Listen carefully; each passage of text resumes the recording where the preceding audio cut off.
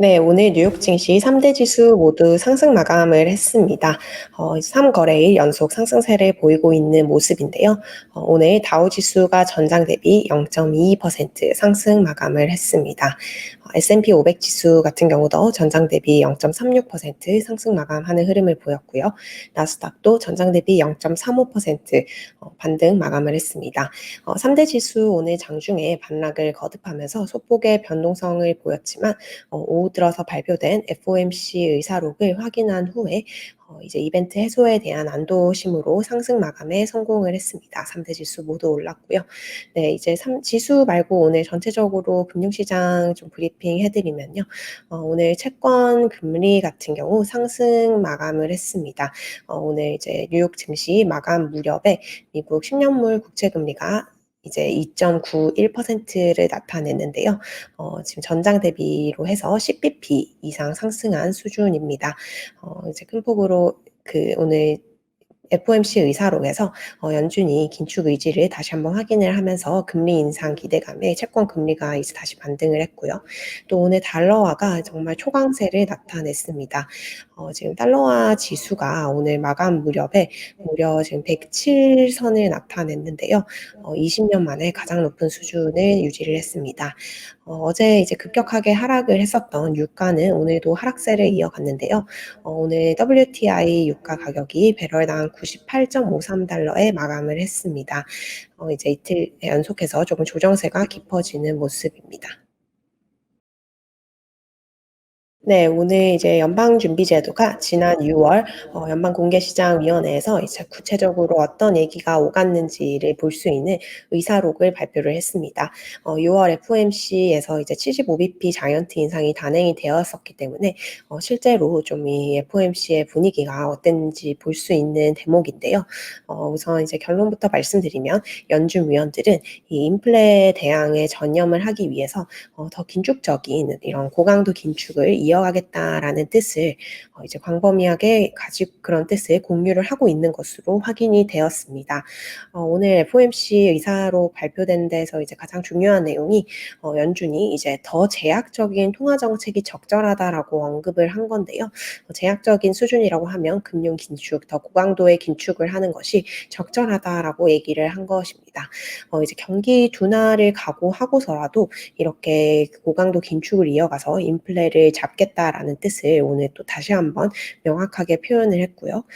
이렇게 설명을 했습니다. 높은 인플레 압력이 지속이 될 경우에 지금보다 훨씬 더 제약적인 기조가 적절할 수 있다라는 점을 이제 연준이 공식적으로 인정을 했습니다.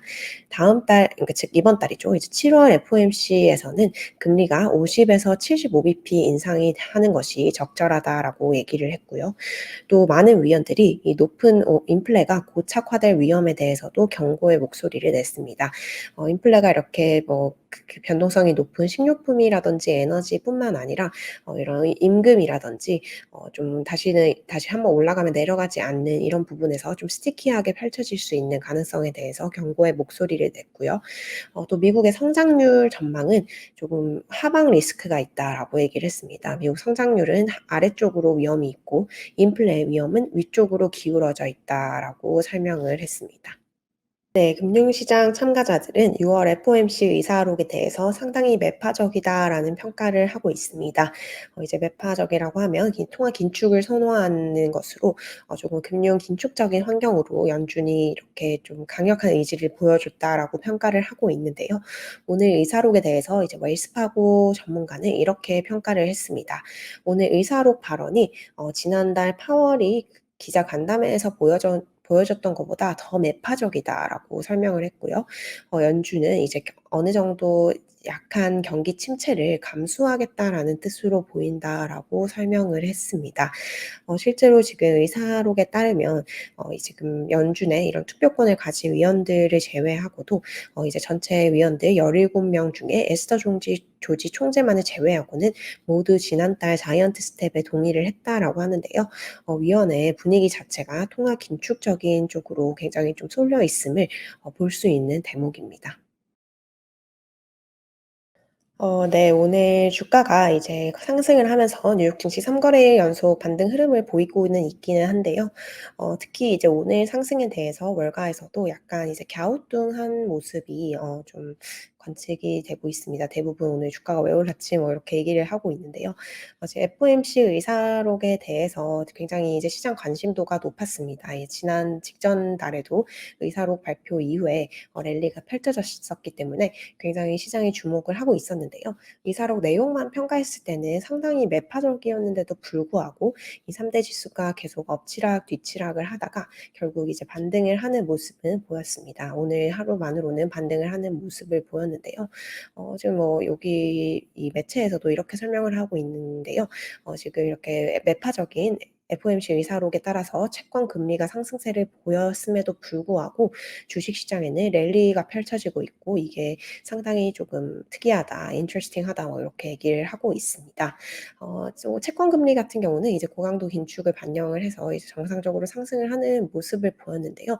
주식 시장은 이거와는 조금 이탈이 된 좀 흐름을 보이고 있는 모습입니다. 이제 시장 전문가들이 그럼에도 불구하고 주가가 상승한 이유에 대해서 뭐 두 가지 정도 이유를 찾고 있는 것 같은데요. 첫 번째로는 이제 이벤트 해소, 이제 FOMC 의사록 발표라는 이벤트에 대기하고 있었던 어 심리가 있었기 때문에 이런 해소 이벤트가 해소됨에 따른 큰 별일 없이 해소된 데 따른 안도감이 즉 주가에 조금 하방 지지력을 주었다라고 평가를 하고 있고요. 또 이제 연준이 결국에는 고강도 긴축을 하겠다라는 얘기는 하긴 했지만 동시에 인플레에 대한 강한 의지를 다시 한번 낸 거거든요, 이렇게 얘기를 했다는 것은. 그렇기 때문에 비록 이제 고강도 긴축은 주가에 조금 우려가 되는 요인이지만 최근 시장에 긴축보다 더 강한 하방 압력을 가하고 있었던 이제 '성장 둔화에 대한 우려를 조금 이제 해소되지 않았나.'라고 해석을 하면서 이제 인플레에 대항하고자 하는 연준의 의지를 조금 긍정적으로 반영을 한 것으로 해석을 할 수 있을 것 같습니다. 이제 JP 모건 같은 경우는 오늘 이렇게 설명을 했는데요. 지금 최근 투자자들이 굉장히 좀 고민을 하고 있는 시기다라고 얘기를 했습니다. 지금 인플레이션과 이 성장 전망 중에서 어떤 거에 지금 포커스를 둬야 되는지 상당히 투자자들이 고민을 하고 있는 시기다라고 평가를 했고요. 최근에 이제 전체적인 시장 흐름을 분석해 보면 이 저성장을 조금 더 이제 비중 있게 증시가 보고 있지 않는가라고 설명을 했습니다. 저성장을 더 크게 반영을 하고 있었기 때문에 결국 연준이 인플레를 잡으면 이 성장 둔화에 대한 우려가 소폭 완화가 되기 때문에 이게 조금 증시에 지지력을 주지 않았나라고 생각해 볼 수 있는 부분인 것 같고요. 또 이제 센트럴 웰스 매니지먼트에서는 이런 설명을 했습니다. 비슷한 설명인데요. 최근 이제 주식 시장의 내러티브 두 가지가 굉장히 치킨 게임과 같다라는 얘기를 했습니다. 성장과 인플레이션 둘 중에 무엇이 먼저 항복하느냐라는 이런 치킨 게임이 진행이 되고 있다라는 건데요. 치킨 게임의 이제 특징은 뭐 결국 승자가 없다는 게 치킨 게임의 특징이죠. 그렇기 때문에 이제 저성장과 인플레이션 이제 두 개 중에 뭐가 더 최악인가를 지금 두고 시장 참가자들이 조금 비중을 두고 있는 상황으로 해석을 했습니다. 또 블리커리 어드바이저리 전문가도 이런 얘기를 했는데요. 지금 시장은 이미 2023년 즉 내년에 금리 인하 가능성을 반영을 하고 있는 중이다라고 얘기를 했습니다. 최근에 이제 채권 시장을 중심으로 내년 금리 인하 가능성이 좀 본격적으로 반영이 됐었었는데요. 이제 연준이 올해 이제 고강도 긴축을 단행을 하고 결국 이제 금융시장 그리고 미국 경제가 둔화 국면에 접어들면서 연준이 생각보다 빨리 2023 년에 금리를 인하할 가능성을 이제 조금씩 반영을 해 가고 있는 중입니다. 연준 점도표에 따르면 이제 첫 금리 인하는 아마 2024 년에 올 것이 이제 표상으로는 확인이 되지만 이렇게 만약에 경기가 연착륙에 성공하지 못할 경우 2023 년에 금리를 연준이 깜짝 인하할 수 있는 가능성을 조금씩 반영하고 있는 것 같고요. 또 이제 투자자들이 패드 풋이라는 것에 이제 상당히 코로나 팬데믹 이후에 좀 중독된 상태다라는 지적을 했습니다. 그간 너무 이제 연준이 어떤 유동성의 공급으로 주식 시장을 계속 떠받쳐 왔기 때문에 이것이 이제 만약에 사라진다면 연준이 물가 안정을 위해 이런 패드 풋이라는 스탠스를 버린다면 상당히 이제 시장에 큰 충격을 줄 것이다라고 얘기를 했습니다. 연준은 계속해서 이런 더 이상 패드 풋은 없다라는 메시지를 최근 시장에 계속 주는 과정에 있는 것으로 보입니다. 네. 어제 이제 WTI 가격이 배럴당 $100 아래로 떨어지면서 이제 급격하게 하락을 했었는데요. 오늘도 계속해서 유가는 하락세를 이어갔습니다. 전일 $100 선이 붕괴된 후에 추가 하락을 하는 모습이고요. 오늘 이제 8월 물 WTI 가격이 이제 근원물 유가 선물인데요. 8월 물 WTI 가격이 오늘 98.53달러에 거래를 마쳤습니다. 전장 대비 1% 가까이 하락을 하는 모습을 보였는데요. 지금 어제 WTI 가격이 8% 급락을 했었고요. 브렌트유 가격 또한 9% 이상 급락을 했었습니다. 이틀간 지금 WTI 가격이 9% 넘게 이렇게 크게 조정이 된 모습입니다. 지금 유가 하락이 조금 긍정적이라고 볼 수도 있는 것이 유가가 하락되면 우선 지금 인플레이션을 끌어가고 있는 가장 큰 요인인 에너지 가격이 조금은 이 에너지 인플레가 조금은 이제 고점을 찍고 좀 안정이 되지 않겠느냐라는 이런 긍정적인 측면도 있습니다. 하지만 이제 조금 주의를 해야 될 것은 이렇게 유가가 급락을 하는 것이 어떤 경제적인 호재에 따라서 급락을 하는 것이 아니라 이 경기 침체에 대한 엄청난 우려에 따라서 유가가 하락을 하고 있다라는 점인데요. 이제 공격적인 긴축으로 인해서 세계 경제가 침체에 접어들 수 있다라는 우려가 이 원유에 대한 수요 둔화 우려를 촉발을 시키고 있고요. 이것이 지금 원자재 유가를 비롯한 원자재 가격에 강한 이제 하방 압력을 가하고 있습니다. 지금 금값 같은 경우도 오늘도 추가 하락을 하면서 지난해 9월 이후 가장 낮은 수준으로 지금 추락을 한 상태인데요. 지금 수요가 굉장히 이 전체적으로 달러화의 엄청난 강세가 진행이 되면서 수요가 둔화를 하고 있고요. 그리고 금 같은 경우는 이제 달러화로 거래가 되기 때문에 이 달러화의 엄청난 강세가 금의 수요를 둔화시키고 여기다가 이 경기 침체 우려까지 금에 대한 어떤 매수 수요를 좀 둔화시키는 이런 상황이 펼쳐지고 있는 것 같습니다. 네, 이제 달러화 같은 경우도 오늘 초강세 국면을 이어갔는데요. 오늘 달러화 지수가 107 선을 이제 넘어섰습니다. 예, 엄청난 강세를 보이고 있는 모습인데요. 지금 달러가 거의 20년 만에 최강세를 나타내고 있습니다. 유로화가 지금 특히 좀 굉장히 안 좋은 흐름을 보이면서 달러가 치솟고 있는데요. 지금 달러화가 이렇게 계속 강세를 보일 경우 금이라든지 이제 원자재에도 조금 부정적인 영향을 미칠 수가 있기 때문에 좀 살펴봐야 할 요인인 것 같습니다. 네. 오늘 경제 지표가 세 가지 정도 발표가 되었는데요. 우선 미국의 그 서비스업 지표, 비제조업 지표를 나타내는 지표 두 가지가 발표가 되었습니다. 우선 S&P 글로벌이 발표한 6월 서비스업 PMI 확정치가 발표가 되었는데요. 이 지표가 이제 52.7로 집계가 되었습니다. 이제 52.7이라고 하면 이제 전월치에 대비해서는 조금 낮은 수준인데요. 이 숫자 자체가 2020년 7월 이후에 가장 낮은 수준이었다고 합니다. 네. 네. 2020년 7 월인가요? 아 네. 이제 거의 2년 만에 최저 수준을 나타내고 있습니다. 지금 미국의 서비스업 같은 경우는 석 달 연속해서 지금 둔화 흐름을 보이고 있는데요. 미국이 본격적인 금리 인상을 단행을 한 이후 경기 침체 우려가 증폭이 되면서 PMI가 이제 계속해서 좀 하락세를 보이고 있습니다. 네. 네. 제가 지금 잘못 말씀드렸는데 S&P 글로벌이 아니라 이제 곧이어 말씀드릴 ISM 지표가 이제 2년 만에 최저를 나타내는데요. 오늘 이제 다른 민간 기관인 ISM에서도 이제 서비스업 PMI가 집계가 발표가 되었습니다. 6월 서비스업 PMI 지수가 이제 어 오 55.3으로 집계가 되었는데요. 이게 지금 2020년 5월 이후 2년 만에 가장 낮은 수준입니다. 서비스업 업황이 계속해서 조금 위축이 되고 있는 모습을 보이고 있고요. 이제 50 보다 높은 수준을 유지하고 있기 때문에 전체적인 서비스 업황이 위축세로 돌아섰다라고는 아직 말할 수는 없지만 계속해서 조금씩 안 좋아지는 모습을 보이고 있는 것은 확실한 것 같습니다. 근데 또 오늘 고용 관련 지표가 하나 발표가 되었는데요. 미국의 지난 5월 채용 공고 건수가 이제 전월보다 줄어든 것으로 집계가 됐습니다. 5 월에 이제 채용 공고가 1,130만 건으로 집계가 되었는데요. 전달 수정치보다 이제 소폭 감소를 한 수준입니다. 그 채용 공고가 조금 줄어들었다라는 것을 고용 시장이 조금 안 좋아졌다, 고용 시장의 여건이 조금 더 안 좋아졌다라고 해석을 할 수 있는 여지도 있지만요.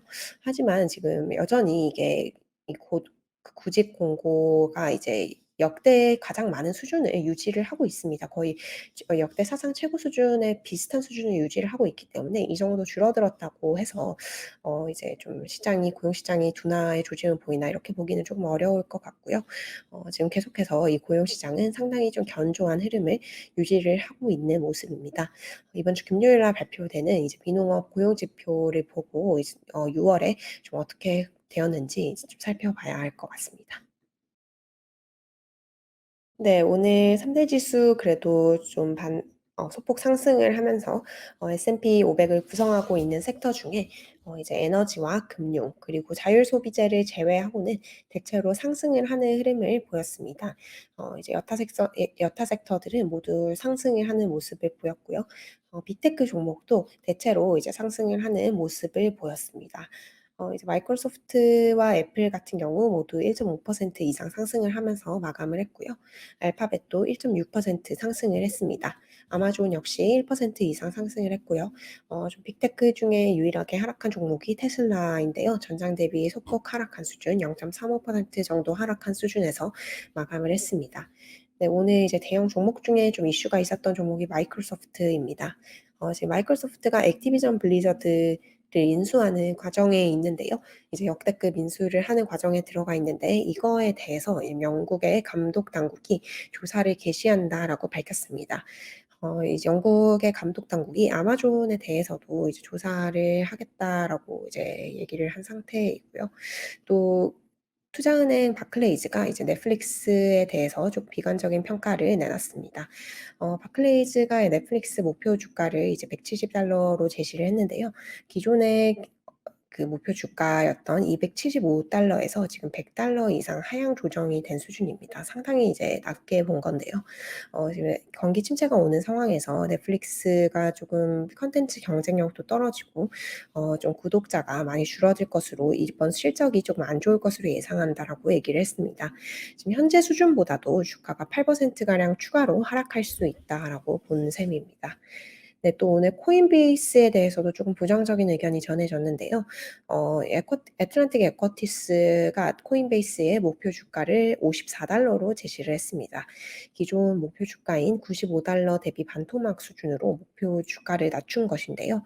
지금 가상화폐 시장 전반이 조금 굉장히 부진한 흐름을 이어가면서 이 가상화폐 거래소 코인베이스에 대해서 부정적인 평가를 했습니다. 비트코인이 지금 뭐 오늘 기준으로 2만 달러를 이제 상회를 하고 있지만 상당히 좀 부진한 흐름을 시장 전반적으로 보이기 때문에 이렇게 좀 부정적인 평가를 한 것으로 해석이 됩니다. 또 다른 전기차 업체 리비안 오토모티브에 대해서도 이제 소식이 있었는데요. 리비안이 이제 예상치에 부합하는 차량 인도 그리고 생산 실적을 발표를 했습니다. 그 결과 이제 주가가 10% 급등을 했고요. 또 오늘 우버가 이제 조금 소폭 하락하는 흐름을 보였습니다. 우버 주가가 오늘 4% 이상 하락을 했는데요. 이제 아마존이 그 음식 배달 업체와 이제 MOU를 하겠다라는 얘기를 하면서 우버가 조금 하락을 했습니다. 배달 업체인 도어대시의 주가도 오늘 이 소식에 7% 이상 하락하는 흐름을 보였습니다.